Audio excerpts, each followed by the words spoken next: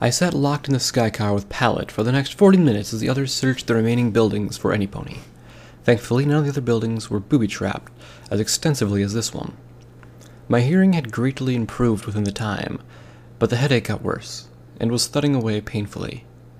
I looked down at the green filly who was curled up asleep on the seat next to me. I reached over and stroked her mane with my mouth as she stirred, the nagging feeling that history was repeating itself, and that in a few years I'll die and she'll be there to accidentally unlock her own secrets of the wasteland, thus starting the cycle all over again. A knock at the doorframe drew my attention. I put a hoof to my muzzle and pointed down to the sleeping filly. Brass nodded and waved for me to come outside. As I exited, he walked to the front of one of the buildings. He handed me a piece of paper. Taking it from him, I noticed it was a mouth-written note. To whoever finds this, the pink mare from the radio is on her way here. We don't have much time. Please, give this note to my son in Philadelphia, and he'll pay you for your troubles. Tell him I loved him very much. His mother, Peach Flowers. I sighed and put the note into my saddlebags. Great. It looks like we couldn't save anyone here, either. Wait, there are no bodies here. Did they run? Or did she take them? The gears in my head ground together as I tried to think. I felt one of them jam when Carlotta called out to us, killing that line of thought. It looks like she took the Marauder both south and north. Tire tracks leading out of town both ways are fresh. I rubbed my hoof on my chin, letting the gears turn once again.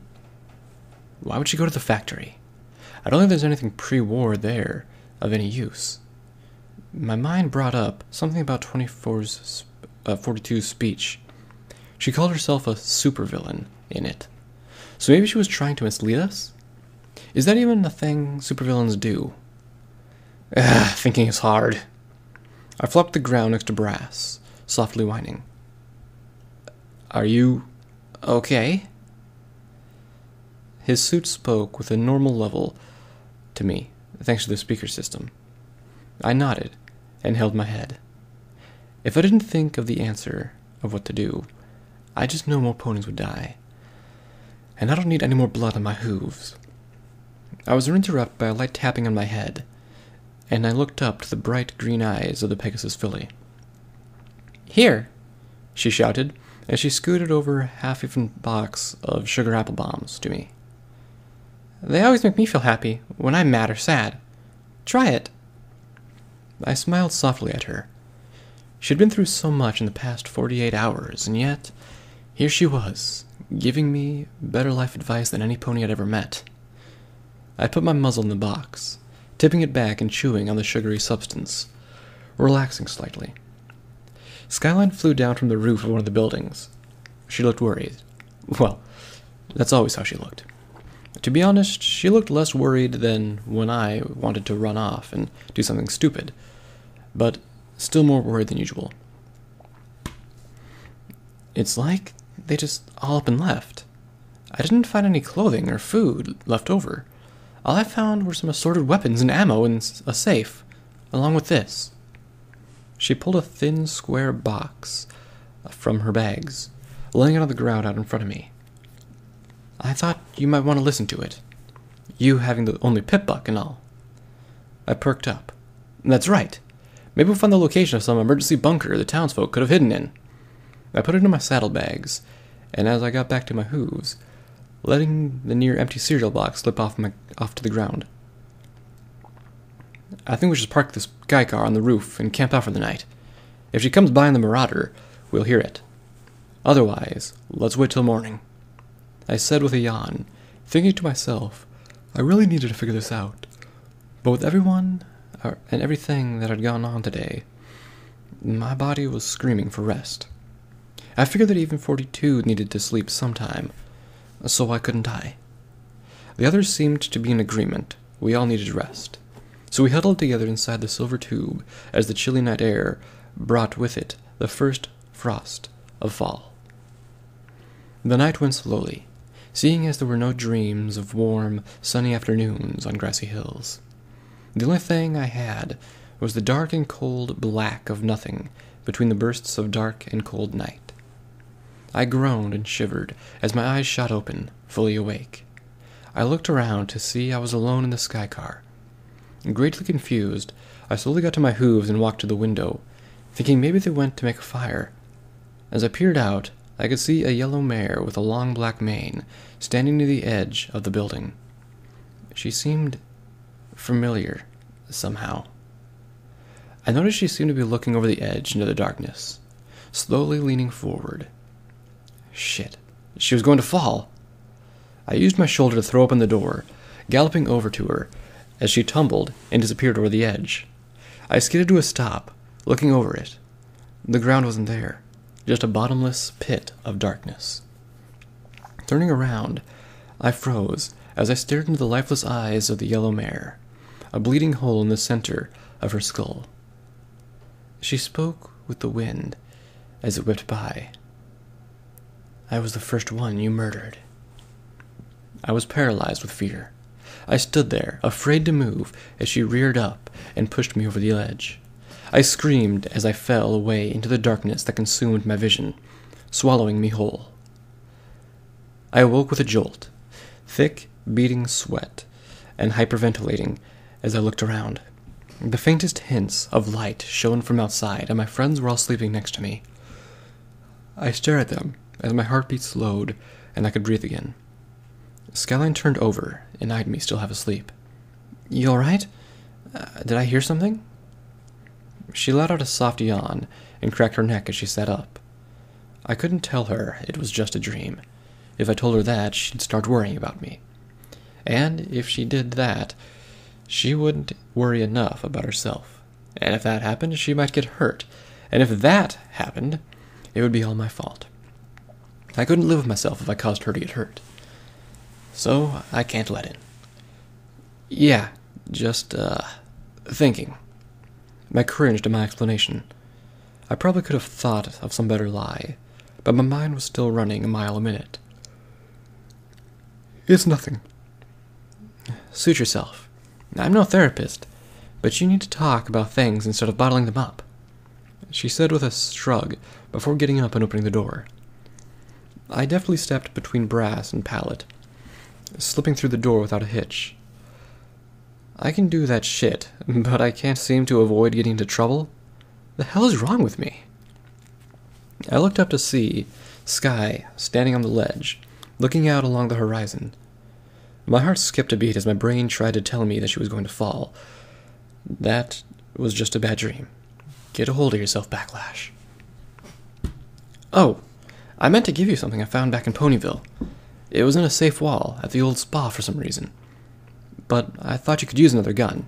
You know, for when you want to be a bit more subtle than that cannon.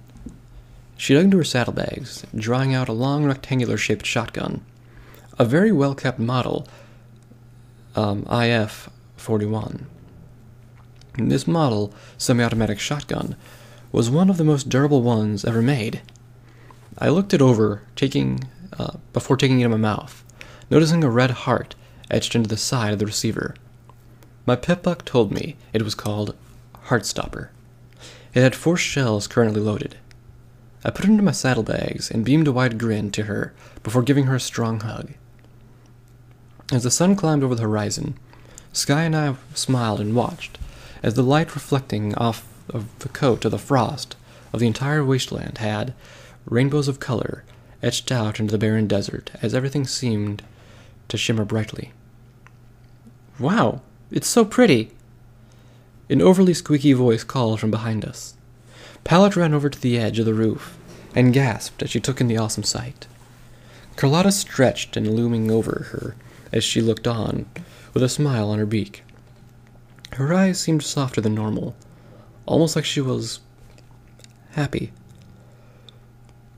The first frost of the year is always the best.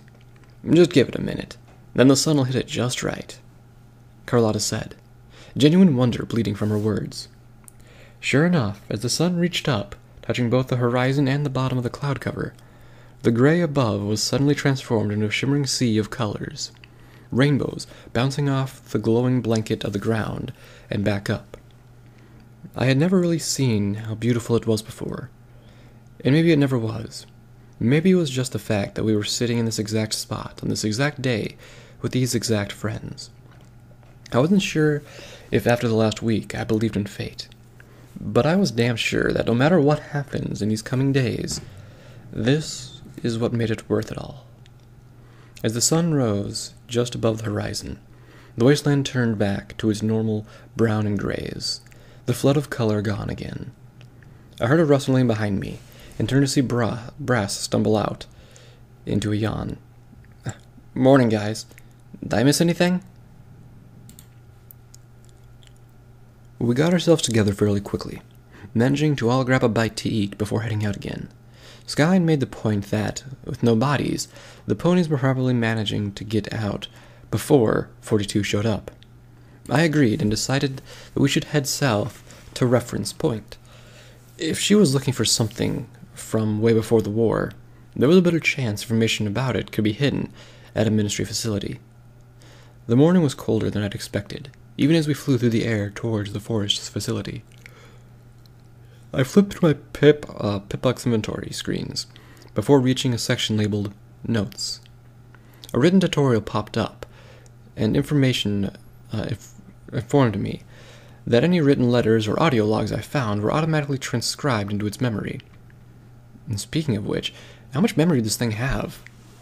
I killed the tutorial and flipped through the general information section. A knock from outside caught my attention before I finished. "She's here," Carlotta yelled back, nodding to the ground. I got up and walked to the window, looking out as she banked around to circle a nearly overgrown, horseshoe-shaped building. The off-white building was 3 stories tall and seemed to be in fair condition. The top 2 stories of the inner walls had windows spaced every few feet, leaving the first floor completely enclosed along each side. The entire rear of the building was, as well, part of the roof had been overgrown by thick, curving vines. Lighter spots on the front wall showed where the illuminated letters of Reference Point used to be bolted to the walls, but age had stripped away most of them, oddly leaving only the E's hanging there. The solitary road led through the forest up to a courtyard where it looped around in front of a set of doors inside the innermost section of the decrepit facade. I also noticed that the old statue of a unicorn mare stood in the center of the courtyard. Right beside it was parked one familiar, rusty-looking marauder. "Drop Brass and I out front, then land on the roof," I called back to Carlotta through the wind. She nodded and arced us down slowly pulling us beside the beautiful sight that was my pre-war vehicle. Brass and I hopped out and walked over to it, the sky car taking off again, leaving us behind. I popped onto the hood, doing my best to hug the large steel beast. "Oh, baby, I've missed you. I'll never let her take you away again." What are you doing? It's just a car." Brass called as he stood there, watching me through the soulless eyes of his helmet. "Stop being weird, Backlash. We need to find 42. I held a hoof up to him, using the other hoof to stroke the hood softly. "It's okay. Shh. He didn't mean anything by it." I got up off of her slowly, while walking around to the trunk and throwing it open, delighting to see 42 didn't remove anything from inside. I grabbed the heavy steel links of my tow chain in my mouth and laid down, hitching the hooks to under the sky car. "Just one more second and we can go." I dug the chain around the statue before using the hook at the other end to secure the chain to itself. "All right, we can go in now." I spun around to see the others had come down and were awkwardly watching me, Pallet included. Wait, what was Pallet doing with them? "What in Celestia's name were you thinking, bringing her down here with us?" I cried out louder than I probably should have. "Well, who gets to stay behind and watch her?"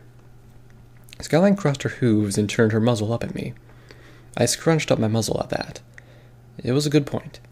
I didn't know what to expect inside, and I needed everyone with me just in case something went wrong. But I couldn't bring Pallet with us, which meant someone had to stay behind. I brightened up at a thought. "Thanks for volunteering, Sky!" I yelled as I took off down the courtyard. It was the perfect plan. She would keep Pallet safe, and by virtue, be safe from whatever 42 had planned for us inside. My thoughts were cut short as I was tackled and pinned to the ground that led to the front doors. I looked up slowly over Sky as she was breathing heavily, her twitching face locked in an angry grimace. "No! You said no more leaving me behind. I'm going with you." She pressed firmly down on my legs as I squirmed, leaning in close. Choose some pony else. I sighed lightly, looking over at the others, who instead of helping were just standing there trying not to incur Skyline's wrath. "Fine. Carlotta, you stay," I blurted out, hearing the griffin grumble to herself. "Yeah, sure. Leave me behind. We'll see how far no brains, good looks, and a tin stallion get you before you come running back, scared, and need me to save your flanks." She rolled her eyes before scooping up Pallet and hovering in the air. "Just pay that bitch back for what she did so we can all get on with our lives." I nodded and got back to my hooves. Brass walked up with heavy steps as the three of us entered the building. The open-air main room was backlit, with most of the back wall being a large 3-story window. Assorted chairs sat in rows facing the small curved desk, with a terminal on it to the right of us. The upper floors stopped at the edges of the windows. Railing each of the balconies were rusted red, but each had the feeling the room was more open than it really was. I trotted over to the receptionist's desk and looked behind it. The skeleton of a small framed unicorn, wearing a designer coat, lay curled up on the floor. Leaning down, I grabbed the idea badge off of her and clipped it to my vest.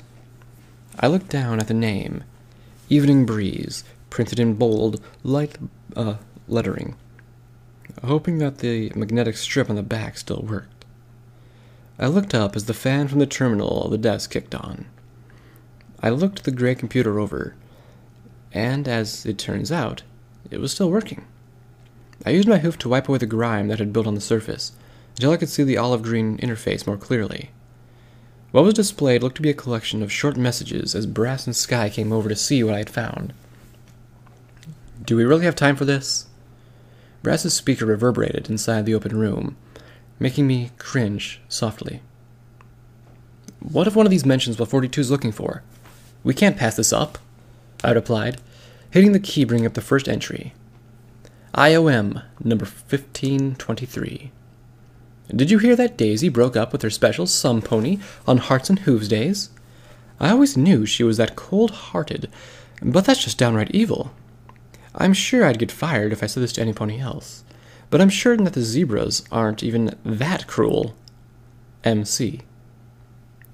IOM, number 1582. "Yeah, I heard about it. It was the talk of the town down at the diner this evening when I got my coffee. Every pony seems to think she's been working too hard and too long down at that lab. They think she needs to take a break and come up for some fresh air now and again. I say good riddance, and just keep her locked away from every pony if she keeps acting like that. EB." IOM, number 1601. "Morning calm and evening breeze. Please remember that when on laboratory grounds, you are to use the Inter-Office Memo for official Ministry of Arcane Science approval, reports, and updates. I am sorry you two got set on different shifts than normal. We will try to correct this when we finish constructing the lower levels. But please, don't jam the system up with your idle gossip. T.S. IOM, number 1602. Oh, and as a close friend of Rarity, head of the Ministry of Image, I'd advise you to mind your words and keep this satirious references out of our messaging system as well." I looked up from the console. Not much was useful there, although they did mention there being lower levels, so they must have been doing research down there as well. As I was reading, Skyline had found a directory on the wall. Apparently, these above-ground floors were all ministry offices and handled paperwork from the hubs, with the exception of the east wing on the top level being devoted to the office of inter-ministry affairs. I looked around for an access way to the lower levels, but there was nothing around that looked remotely like an entrance. So, the real question is, how do we get to the lower levels? We should split up and try and find a way down. I watched with a hint of guilt as Sky cringed at my words, but nodded softly before flying off to one of the second-floor hallways.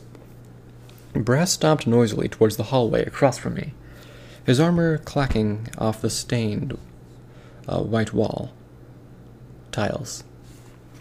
I turned and headed up the stairs to the third floor.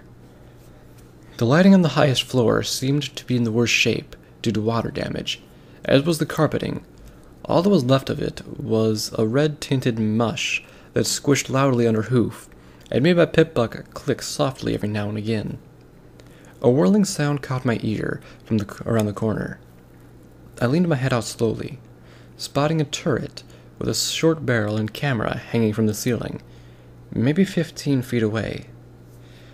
It slowly tracked me as I poked my head out further, before a soft ding noise played through a speaker overhead in the hallway, followed quickly by the soft voice of a middle-aged mare. Please do not obscure or forget your ID badge. Be sure that it is visible at all security checkpoints.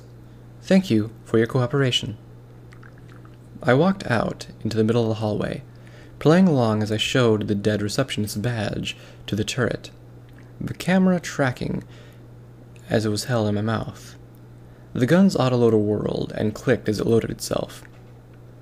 Unauthorized staff member on level 3. Please stay where you are while security is dispatched. Thank you for your cooperation. I don't have time for this. I went and took a step forward, something catching my tail before I could move further, making me instinctively spin around. I turned my head just as the turret fired, the round clipping through my mane and startling me, even though I jumped back around the corner as the gun opened fire, shooting in short bursts. I cringed against the wall as the bullet started clipping down and away at my cover I was hiding behind. Well, so much for this thing helping. I spat the badge on the ground beside me as I kept my back against the wall, movement to my left catching my eye. I glanced down the hallway, back to the foyer we came in from as Skyline darted up and over the railing, the computer-controlled gun finally ceasing fire randomly as she approached my side. So, got not even 5 minutes, and already you have me saving your flank again. She smirked as she stared down at me. As much as I didn't like the way she put it, Sky was right, at least. But with me getting into danger at this rate, I might as well marry her and have her always by my side. Oh, wait. Oh, Celestia, I did not just think that. Luna, why is my mind so fucked up? How was I supposed to know they had automated guns? I said back begrudgingly. Besides, I had a plan. I was just planning more. I hoof-faced. Oh, Luna, why can't I lie to save my life? I looked back up at her. You think you can beat that thing? I'm all ears. She landed in front of me more calmly, suddenly screaming and spinning around, bucking both her legs straight through the wall just inches from my head. I froze and shuddered as I looked over slowly and watched her draw both legs back, leaving a hole just big enough for her to fit through. Just keep it entertained while I get beside it. Her snarky voice came through the hole as she moved to the other side of the room she disappeared into. A moment of silence before yet another yell as she bucked a hole in that wall as well. Well, I guess it was a plan. I sighed and quickly waved my hoof around the corner, waiting for the whirl of the turret before I pulled back around the corner. At least that was how it was supposed to go. But dumb old me completely forgot that the gun was already facing the corner. As the gun started to fire, one of the rounds skimmed across my leg, drawing a deep line of crimson, making me yelp and cradle the wounded appendage. The turret continued chattering away on the wall for a few moments before I realized the sharp report of one of Sky's Gauss rifles and the fizzling crackles of shredded electronics. Her hooves squished on the carpet as she drew closer. I favored my bleeding leg, noting to myself I needed to get the other leg shot up sometime and give this one a break. She rounded the corner before looking down with a sigh, reaching into her saddlebags and pulling out a healing potion. No, just give me a bandage. We might need those later. I pushed the bottle away as she sighed deeply again, rolling her eyes at me. Another minute later, my foreleg was wrapped snugly in a white cloth, both looking upon, hearing Brass's heavy stomps, stepping towards us. I got back to my hooves as he twisted his helmet off with a hiss and levitated beside him. I heard gunfire. Are you two all right? He stepped up for a moment as he looked us over, eyeing my bandage before seeming to compile himself again. Anyway, first floor's clear. No sign of any elevators or stairways. Sky spoke up after him. Yeah, second floor was nothing but cubicles and desks full of paper. There's nothing here to suggest that they did any research of anything here. She crossed her hooves and floated softly. Well, did either of those floors have one of those? I pointed around the corner to the sparking pile of scrap attached to the ceiling. I'm betting that way down is through one of these doors. I walked slowly up to the smooth double doors down the hall, looking for any door handles or buttons. Brecht pushed me aside. Allow me. He spun and bucked the door clean off its hinges, the two slabs of steel crashing to the floor and sliding down the hallway a few feet. I know I can't buck anything very hard, but that's just showing off. Okay, calm down, Backlash. I'm sure he wasn't trying to show you up. Anytime you need a door open, ladies, you can call on me, he said as he walked past. I could feel the urge to just reach out and beat him with my hooves, almost boil over, before realizing that without the suit, he was nothing more than a young stallion. Still, didn't make us any less of a jerk with that remark. Composing myself, as we walked into the thin hallway, I noticed a set of silver elevator doors with the letters OIA written on them, planted into the back wall. I hit the big red button on the wall as we walked up to it, noting that the chrome doors were miraculously clean. On a side note, it honestly unnerved me nearly as much as finding random coffee mugs did, because those always seemed clean as well, and nothing in the wasteland was ever clean. The door slid open with a ding. Inside was a tiled, sterile white interior, and we stepped in. It felt eerie, though that may be me, as I started to find it hard to breathe as the doors closed. Sky must have sensed it, because she wrapped a ring around me, leaning close. I started to calm down as I looked over the buttons, although they weren't any to be seen, just a large black square on the wall. I figured that it itself might be a button and pressed my hoof to it, receiving a jab not unlike the one that opened the bunker. I flinched and rubbed at where I was pricked with a soft whine, which in hindsight was great, because I totally couldn't feel my other hoof thanks to the numbing magic of the bandages. Before gasping, as I felt the car shake and start to lower, I watched as the lights above the door inched along, first B, then B1, then B2, then to SB, and finally to P. The elevator doors shuddered and came to a stop with a jerk. One of the roof panels dropped to the floor suddenly. I screamed and squished Sky into the wall before catching my breath, knowing that behind the mask, Brass was looking at me like I was crazy. Sky pushed me off of her as the doors opened to a dimly lit room with a panoramic view that was focused on looking into a bowl-shaped divot inside of a cave. The chest-high control panel lay dark and covered with dust on one side of the room, a simple light fixture glowing softly in the cave beyond the glass. Okay, guys, be on your guard. 42 could be anywhere here, Brass said as Skyline and him walked out of the elevator and looked around the room. I took a step out before I stopped. A sharp pain hit me in the back of the eye. I winced and rubbed at it, wondering why I kept acting up again and again. The gears in my head whirled to life as the others looked about for where 42 was, or what she was looking for. Before I could react, I heard the sound of the elevator roof access quietly, swinging open, and a soft thud before a loud click of the hammer on the ground being drawn back before me made me freeze. Well, if I knew it was Bring Your Family to Work Day, I would have sent you an invitation. But thanks for inviting yourself. 42 spoke in the cheerful voice she had used during her ruse in the other bunker.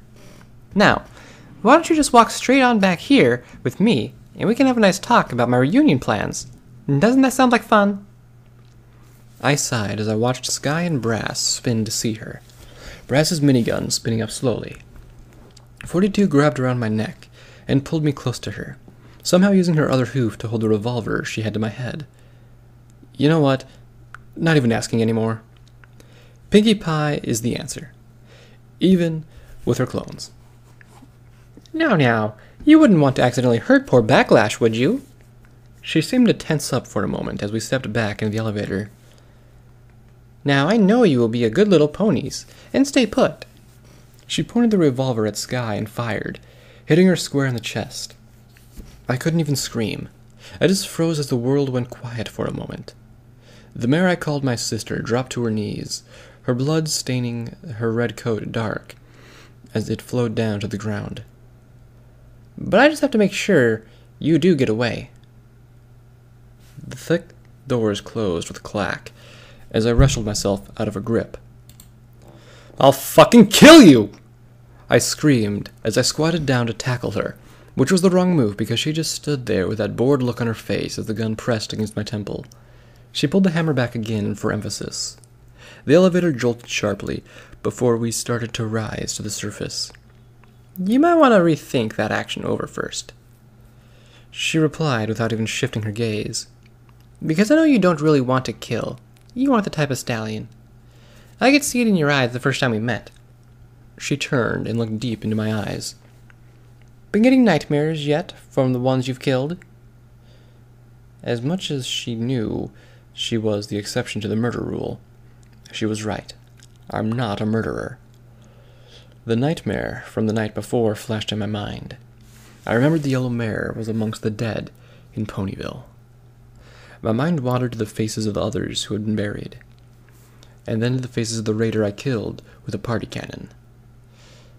There was so much death in the last few days that it made me sick to my stomach, but a particularly dangerous thought came into my head, and that was that I had just added Skyline to that list. I threw up all over 42's rear hooves at the thought. See, that's not the reaction of a stone-cold killer. Sickness is a sign of weakness. So, let's test how weak you are with some pain. 42 yelled as she reached up and slammed the butt of the pistol into my head. The world went dark for a moment as I slumped to the ground. I got to my hooves and stared up at her, a thin line of red running down my muzzle, forcing me to close one eye. The fuck do you want, 42? I said softly, groaning, as I looked up at her uneasily. She reached up again and brought the pistol down on my head this time. This time I heard a soft crack, and the world started to spin. My name is Pinkie Pie, she said angrily, as she brought her hoof up again. I smirked softly amidst the pain. She hesitated a moment before striking me again. I felt the poorly aimed blow strike my cheek as I heard another crack. I tried to push myself back up to my hooves as the world blurred. I tried anyway, unsure if I was actually doing it. Say my name, I heard her demand. I laughed as I coughed hard. The coppery taste in my mouth was overwhelming as I slowly spoke. You'll always be 42, I said as I fell to the floor, the voice of her frustrated scream echoing into the recesses of my mind. She lifted my head up with her hoof before leaning in close, pressing the revolver against the open section of my chest the vest didn't cover. Tell me the code that unlocked me, or I will kill you and every pony you know, starting with the innocent towns ponies of Whiny. Her eyes cut through the pain of my own, and for the first time I had the chance to notice a different emotion behind her gaze. She was worried. She was scared to death about something. I need the code! What is it? She yelled at me, her grip starting to twitch. I leaned up close to her, letting her bring her muzzle in before whispering back to her. You'll never be the real. That was as far as I made it, before she pulled the trigger. I felt the sting of pain in my chest as darkness flooded my vision. The elevator doors chimed open as she stepped out, hitting the wall with her hoof. "I'll do you a favor and send you back down if you want to die with your friends for so much. But don't say I never did anything for you." And with that, she was gone again. The doors slowly closed, and I drifted away into the painless darkness of death.